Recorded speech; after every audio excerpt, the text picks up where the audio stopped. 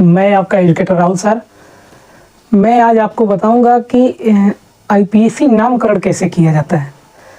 सबसे ही आसान तरीकों में आपको आईपीएसी नामकरण के बारे में बताया जाएगा, जो बहुत ही इम्पोर्टेंट है, जो परीक्षाओं में लगभग 10 अंकों के क्वेश्चन आने वाले हैं, 5 संरचना सूत्र लिखने के लिए और 5 आईपीएसी नामकरण करने के लिए। इनके बारे में हम लोग मैं बताऊंगा आप लोगों को कि आईपीएसी नामकरण क्या है। सबसे पहले मैं आईपीएसी नामकरण करने का फार्मूला आपको बता रहा हूँ कि आईपीएसी नामकरण कैसे करेंगे। अगर ये फार्मूला आपको जानकारी हो जाएगी तो आप अच्छे तरीके से आईपीएसी नामकरण कर सकते हैं। तो हम लोग जानेंगे पहले फार्मूला 1 डिग्री पूर्व लग्न, 1 डिग्री पूर्व लग्न, उसके बाद 2 डिग्री पूर्व लग्न,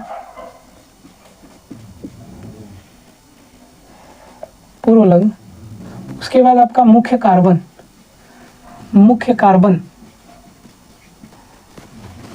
उसके बाद 2 डिग्री अनुलग्न और 1 डिग्री अनुलग्न। पूर्व लग्न क्या होता है और अनुलग्न क्या होता है? पूर्व लग्न का मतलब होता है पहले आने वाले, पूर्व लग्न का मतलब पहले आने वाले और अनुलग्न का मतलब बाद में आने वाले। इसमें आप लोग जानेंगे कि कौन कौन से ऐसे शब्द हैं जो पहले आईपीएसी नामकरण करने में उपयोग किए जाएंगे।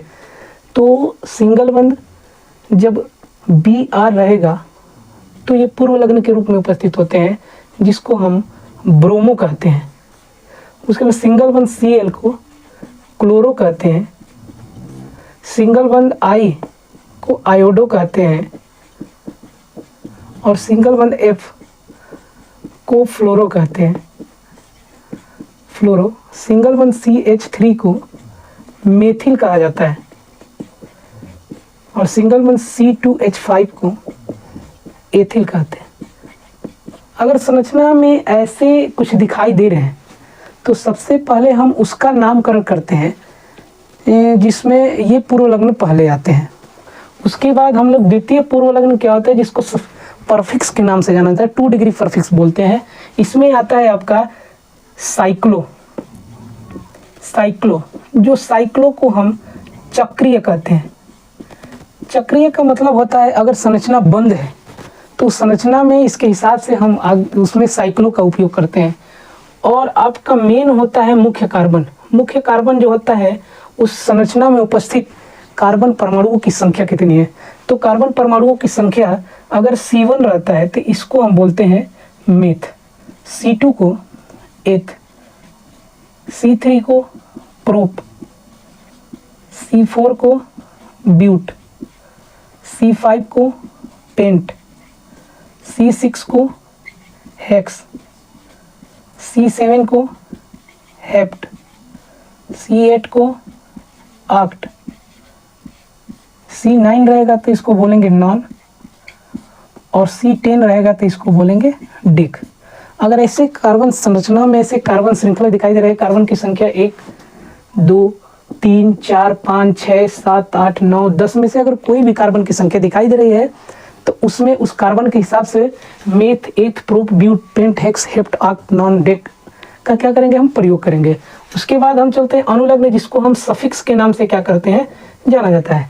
ये सफिक्स क्या होता है, जो बाद में आता है, यानी मेन कार्बन के बाद उसका उपयोग किया जाता है। अगर कार्बन संरचना में बंध दे दिया हो, सिंगल बंध जिसको हम एकल बंध कहते हैं, तो उसमें हम एन का उपयोग करते हैं, अर्थात एन जोड़ देते हैं।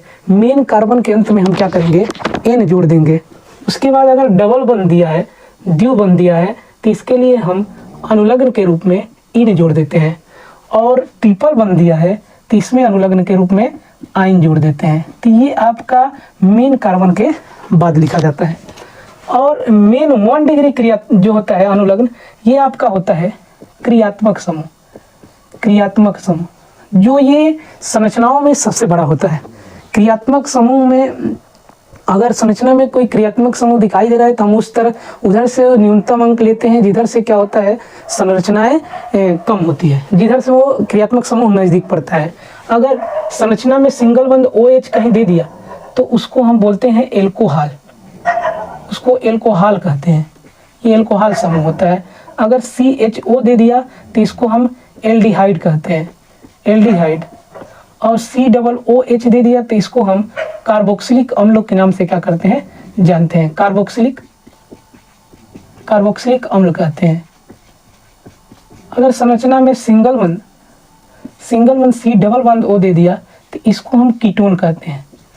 ये आपका क्रियात्मक समूह है जो संरचनाओं में सबसे बड़ा होता है और ये अनुलग्न के रूप में उपयोग किया जाता है। जो परीक्षाओं, अगर संरचना में कोई ज़्यादा जिधर से ये अगर संरचना में दिखाई दे तो उधर से हम लोग काउंटिंग करते हैं, गणना करते हैं, जिधर से क्या होता है इसकी स्थिति न्यूनतम हो। उसके बाद सिंगल बंद O और सिंगल बंद दिखाई दे दिया तो इसको हम ईथर कहते हैं, ईथर कहा जाता है।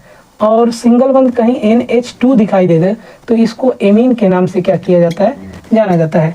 अगर ये फार्मूला आपको याद हो गए, आपको ये फार्मूला जानकारी हो गया तो आप कोई भी बड़े से बड़े IPSC नामकरण करने में सक्षम होंगे और अच्छा अंक मिलेगा। जो परीक्षाओं में आपका 10 नंबर के क्वेश्चन आने वाले हैं, जो 2025 में क्वेश्चन आए थे 5 संरचना सूत्र के रूप में और 5 IPSC नाम के रूप में दिया था जिसका नामकरण करने के लिए, और ये बहुत ही इंपॉर्टेंट है जो आपका परीक्षा में आने वाला है। तो आप इस सूत्र को नोट कर लीजिए और अच्छे से इसकी जानकारी लीजिए। मैं नेक्स्ट वीडियो में इसके बारे में बताऊं कैसे IPSC नामकरण किया जाता है। धन्यवाद।